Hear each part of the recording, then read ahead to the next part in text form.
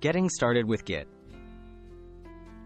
Git is a powerful version control tool that helps teams manage code changes. Knowing the right commands can make collaboration smooth and efficient. This overview covers the essential Git commands every developer should use to keep teamwork organized and avoid common merge headaches. Cloning a repository. Begin by using git clone, followed by the repository URL. This command creates a local copy of the project, letting you contribute and sync changes. It's the first step for every team member to get the latest project code and history on their own computer.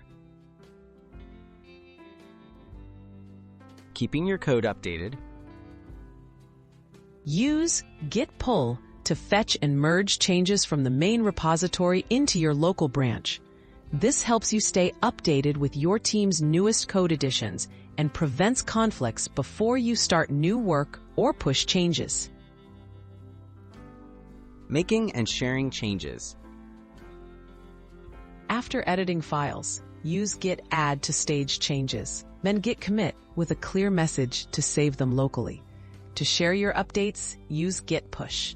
These steps ensure your contributions are tracked and available to the whole team for review. Working with branches.